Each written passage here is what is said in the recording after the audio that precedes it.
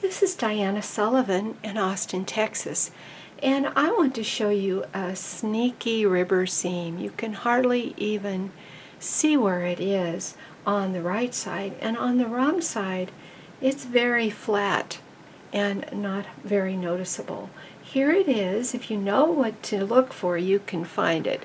But this is certainly a good enough seam that if you were making something where you need it to be really flat and the person might turn it around and folks could see it, this would be a good choice. This would work well at the bottom of the side seams of a sweater where the ribbing joins. It would work well at the bottom of a sleeve. It would work well for a neckband, and it would work very well for the cuff of a sock. Let me show you the inside. Here's what the inside is like, and it just appears to have an extra line on each side of the seam on the inside, but when you feel it, it feels good, even on the inside. I'm making a practice sample on full pitch with knit one, purl one ribbing, and the end needles are up on the main bed. So on each end I have the end needle. I'm doing a zigzag row on the tightest tension and the slide lever on 2, which is the tight side. Now I'm going to hang my usual clothespin for a weight and a short comb, just a small sample.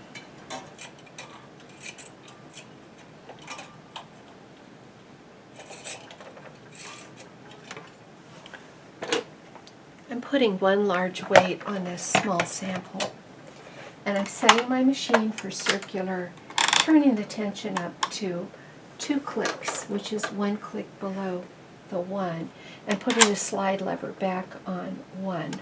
So I'll do my 3 circular rows, and then I'm going to switch it to regular knitting and tension 3, and I'm going to do 10 rows of ribbing.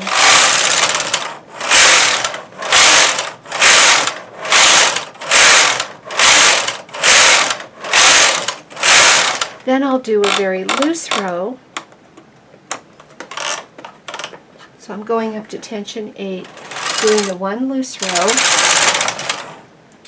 and I'm going to cut the yarn and do a bind off.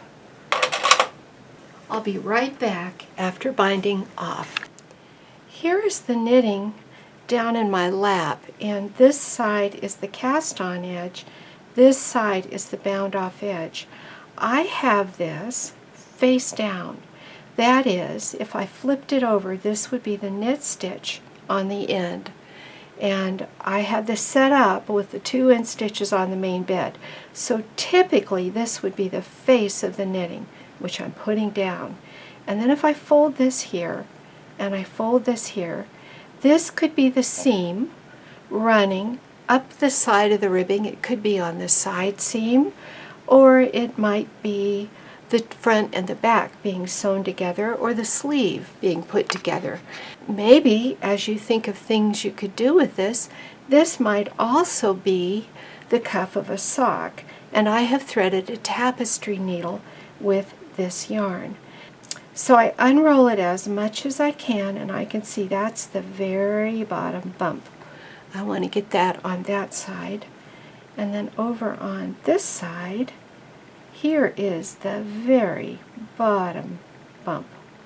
So I've got both of those bottom bumps, and I draw them up because your seam always looks better if the bottom edges match, and that way those match. Let's look at this for a moment. This groove right here is the purl. And on this side, this groove right here, let me pull it open, is also the purl. And we don't want to go in the very edge loop, not down there. We want to go in this loop that is sticking up and pretty easy to get to. So we go from here through that loop, and then across through the loop on the other side, and draw that up. But this isn't one of our super loose seams. We draw it up so that the sewing thread mostly disappears. Then this is the side where I came out. I go up to the next loop straight above it, go across to the next loop on the other side straight above that one, straight across, pull that up, then come up to the next loop, and you'll see that one loop looks big and the next loop looks small. Doesn't matter. We want to get each loop. So that's the next one. Then on this side, this is the next one, and on this side, this is the next one. You see how that is straight across both sides. Here's the gap, and I'm going from the second loop on this side to the second loop on that side. And then this one, going the other way like a U-turn. So I'm going this way this time, across the gap, through the next loop, as I work my way up the side of the knitting.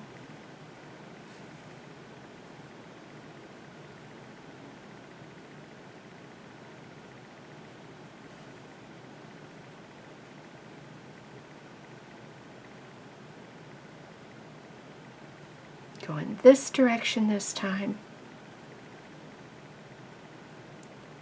And this time, I'm going that direction. Drawing up so those guys meet. Next one will be this one. Going this way. And now this one going this way. And now this one going this way. And now this one going this way. Now I'm not going to call this a truly invisible seam because you can tell where it is. You work with knitting a lot and you can see that this looks a little different than this does. But I think for a lot of people this would be very close to invisible because they're just not looking for that. And then if you flip it inside out, you'll see that the inside has a little different texture from the rest, but it's still so flat that you could easily cuff it and not have a lumpy seam. If you found this video useful, please do click on the subscribe and like buttons below the video. That causes YouTube to suggest my videos more often to people who are looking for knitting videos.